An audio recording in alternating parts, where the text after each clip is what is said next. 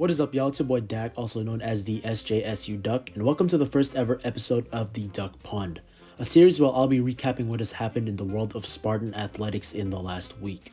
Before I get into the full swing of things, please remember to hit the subscribe button and check out my previous video where I vlogged my reactions to the game that occurred on Thanksgiving. Feedback is very much appreciated and hopefully you all enjoy it. It is currently Friday the 17th of December in the year of our Lord 2021, and this video is being recorded at 7 AM, so unfortunately, the men's basketball game that will take place tonight will not be recapped in this video.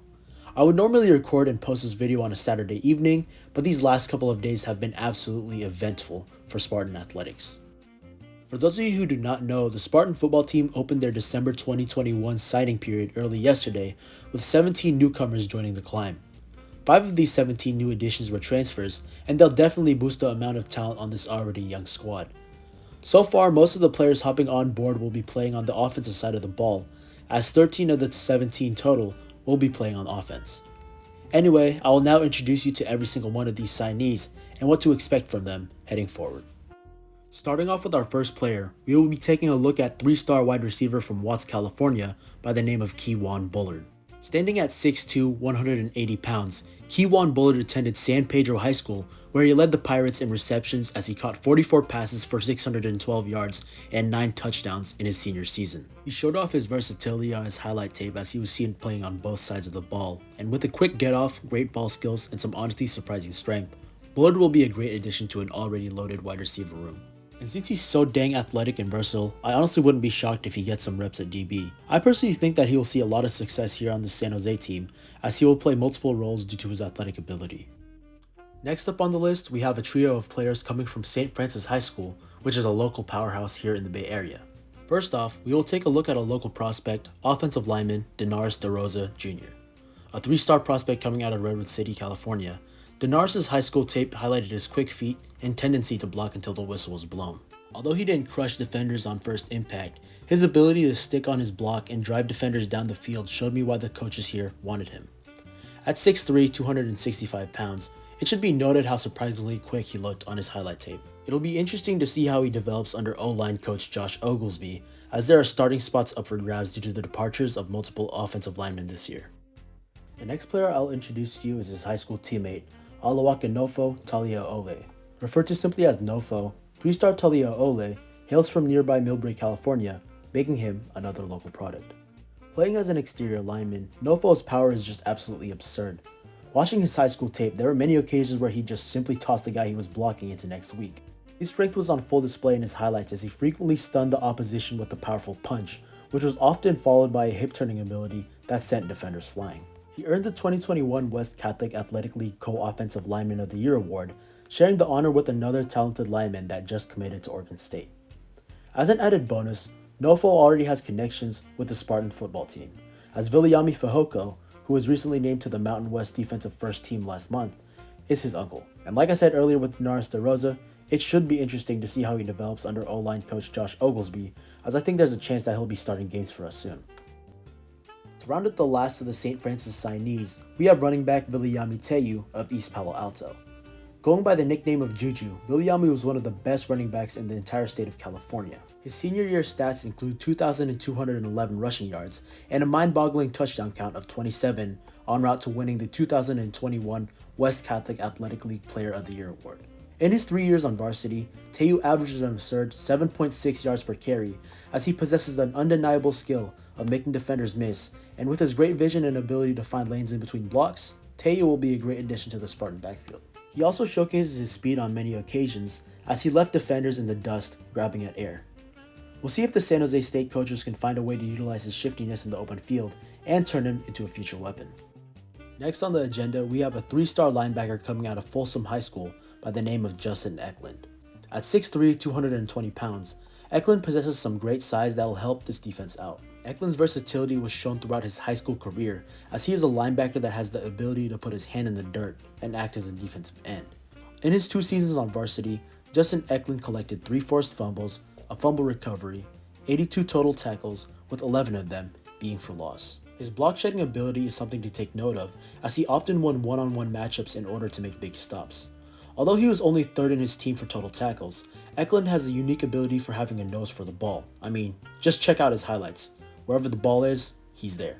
With plenty of pass deflections and forced fumbles showcased on his highlight film, I can tell that he'll be a key player for this defense. Another thing to take note of is his incredible speed, as there were moments where he'd just be on the other side of the field and hawk down an opposing skill player with his incredible pursuit. I have a high belief that Eklund will make a big impact under the guidance of defensive coordinator Derek Odom. The next prospect I will be going over is the highest rated recruit in this class, Jacob Galloway. Attending Banning High School in Wilmington, California, Jacob Galloway was an absolute weapon on this team. Although he was recruited to SJSU as a running back, 247 Sports has him listed as an athlete, which is understandable considering what he did in high school. As a sophomore, he made CalHighSports.com's second team All-State squad as a linebacker, and in that same year, he earned first team honors as he made the All-CIF Open Division list as a running back. His versatility was also honored in his junior year, as he was selected as a third team All-Junior multi-purpose player. Only playing in 6 games during his senior year, Galloway rushed for 1,339 yards and 14 tutties on 108 carries. He had a yards per carry average of 12.4. Yes, you heard that right.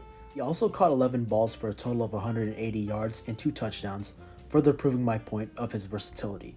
That's not even the end of it, as Galloway collected 27 total tackles on defense, kicked off 3 times, and punted 2 times with an average of 40 yards.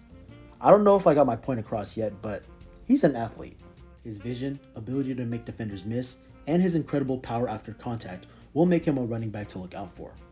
There are many occasions on his tape where he made something out of nothing, so I can't wait to see what he does under running backs coach Alonzo Carter, so remember his name for when the time comes. Up next we have Noah Lavulo, a JC defensive line transfer coming out of nearby college of San Mateo. Standing at 6'2" and 245 pounds, one may look at his measurables and say he's undersized for a defensive lineman, but after taking a quick glimpse of his film, you'll see to him that size doesn't matter. My jaw hit the floor when watching his film, as you just saw him ragdolling dudes that probably outweighed him by 50 pounds. With his ungodly strength and quickness off the snap, Lavulo can both play on the interior and on the edge. Other than his strength, I believe his speed is one of the most impressive things about him. Wherever the ball was, he was there. And I think his stats tell the whole story of how productive he was in his stay at San Mateo. In his 2 seasons with the Bulldogs, Lavulo collected 12 sacks, 2 forced fumbles, and 61 tackles, with 22.5 of them being for loss. This year, he earned first team All-State honors along with all Bay League honors, and I can't wait to see how he translates into this defense, as I think he has a realistic shot at a starting role immediately. Next up, we got 3-star running back from Sylmar, California, by the name of Camden McWright. Coming out of St. Genevieve High School, Camden McWright was hands down the best player on his team.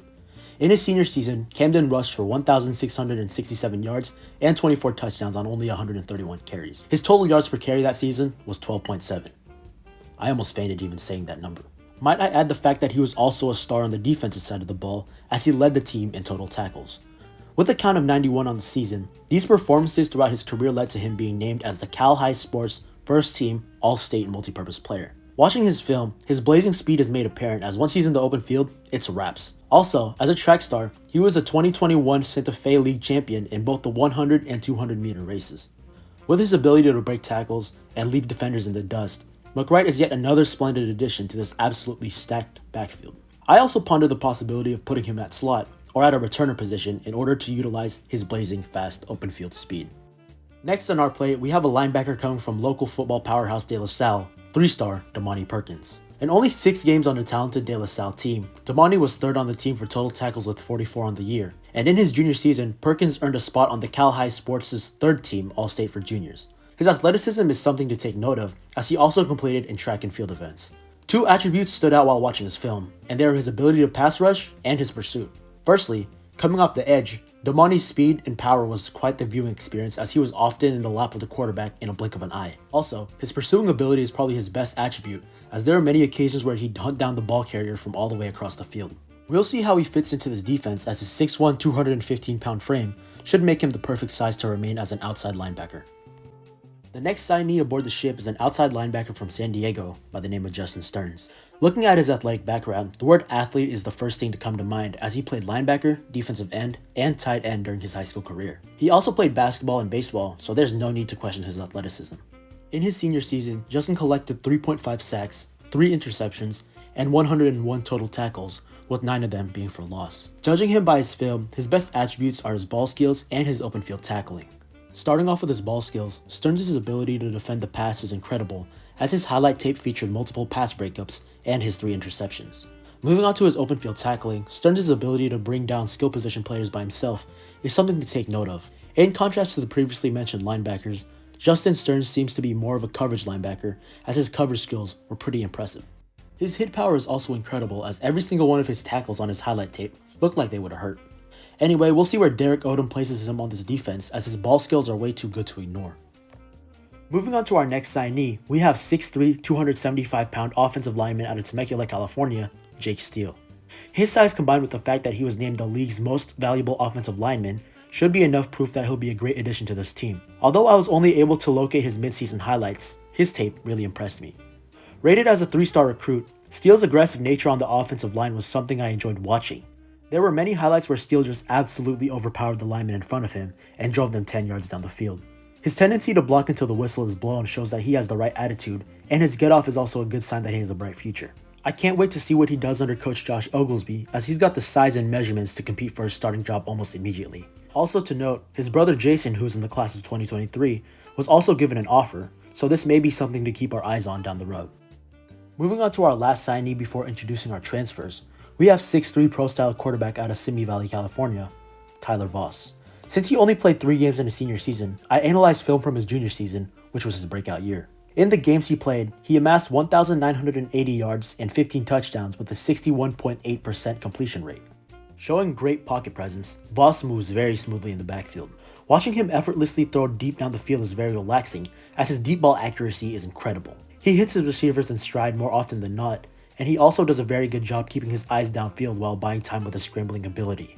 I'm excited to see how he develops as a quarterback under quarterback coach Kevin McGivern, and with his weapons he has available on this roster, there's no reason why you shouldn't expect him to be the starter in the future. Anyway, that was all of the high school prospects that signed, so now I will introduce you to all of the players that will be joining us from the transfer portal. Introducing our first transfer joining us from Washington State is a 6'5", 275-pound offensive lineman by the name of James McNorton. McNorton was a 3-star recruit coming out of high school, and despite his incredible size, he didn't appear in any games in his first 2 seasons as a Cougar. San Jose State showed interest 2 years ago when they offered him straight out of high school, so his decision to come back to the Bay may have been influenced by this early interest. James attended Heritage High School in nearby Brentwood, California, where he starred on both sides of the ball.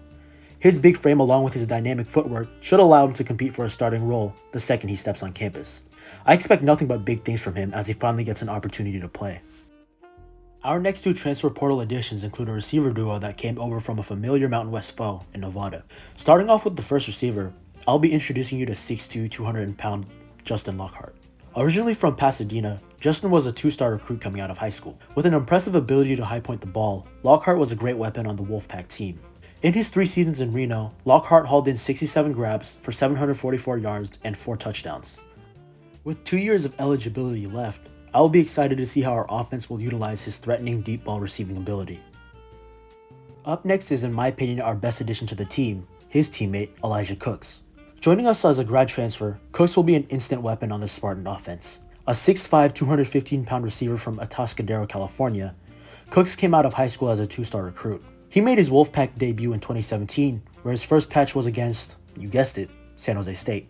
This was just the first of many to come, as in his 4 seasons that followed, Cooks caught 115 passes for 1,478 yards and 18 tutties. The 2019 season was his breakout campaign, as he was the leading receiver in Nevada's productive offense. This season was highlighted by his 14-reception, 197-yard game against Ohio, where he torched the Bobcats secondary in a close defeat.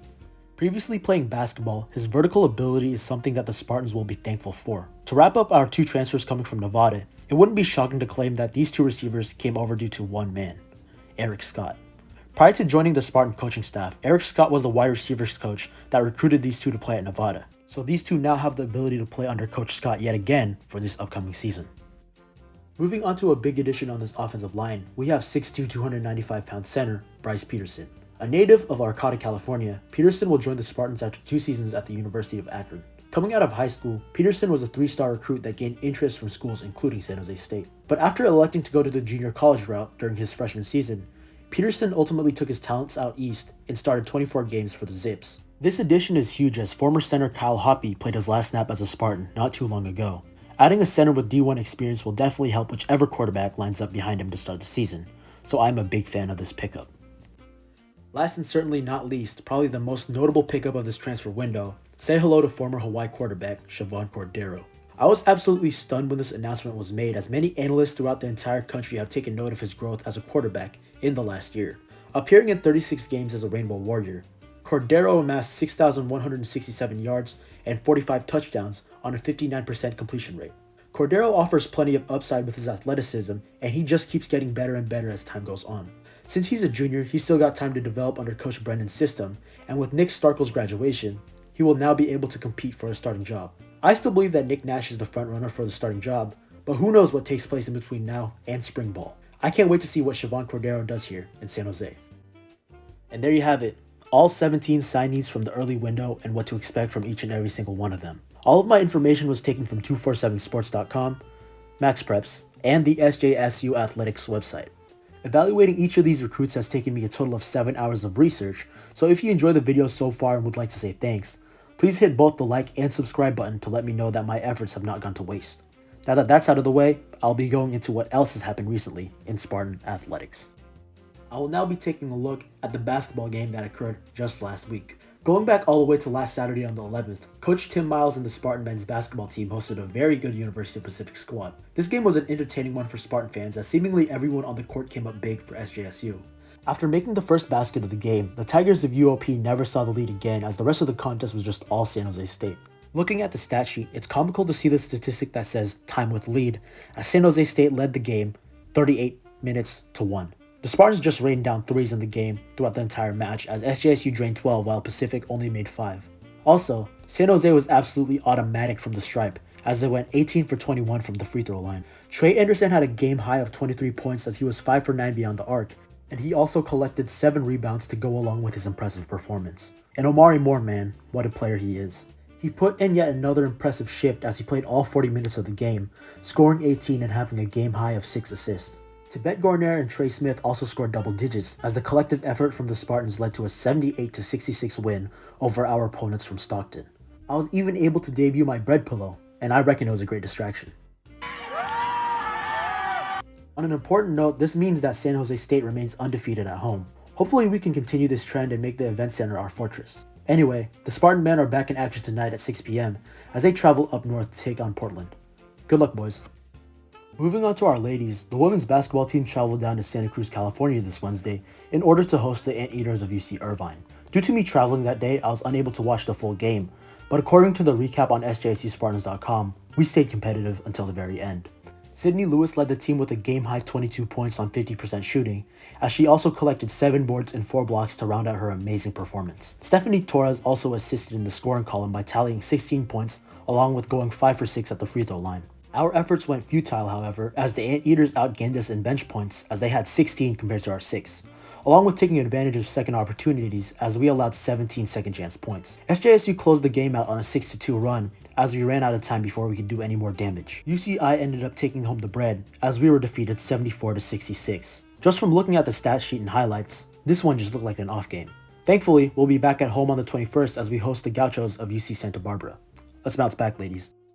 The last piece we have on our agenda today is to congratulate the 34 Spartans that received their undergraduate degrees this week. For those of you who do not know, this week is commencement week, so let's say congratulations to each and every single one of these athletes. For basketball, we have Caleb Simmons and Richard Washington. For football, we have Jackson Burrill, Vincent Corso, Johnny Balderas, Bobby Brown II, Jesse Chamberlain, Lando Gray, Jamar Hardy, Kyle Harmon, Billy Humphreys, Andrew Jenkins, Christian Johnson, Jay Leonard, Tyler Nevins, Tyson Parker, Tyler Stevens, Rico Tolfrey, Christian Webb, Malik Welsh, and Trey White. For women's golf, we have Natasha Andrea Oun. Men's soccer, we have Max Allen, Miguel Bermudez, and Finlay Wood. Women's soccer, we have Laola Amanani, Hannah Hall, and Carly Potworth. Women's swim and dive, we have Kate Hanf, Gabby Heng, and Claire Holton. Men's track, we have Nicholas Harper. Women's track, we have Kai Bohannon. And lastly, for volleyball, we have Latahevai Lucy. Congrats to all 34 of these athletes on earning their undergraduate degrees this week. You have all made Spartan Nation proud. Anyway, that about does it for the first episode of the Duck Pond, the series where I'll be bringing you the biggest news in the world of Spartan athletics. Please like, comment, subscribe, and share this video with your friends if you want to see more content like this down the road. Next week is Christmas, so if I don't pop out a video by then, please have a happy holiday and stay safe. Anyway, that about does it for me over here. I miss each and every single one of you, and I hope to see you all in my next video. Spartan up, and let's get this bread.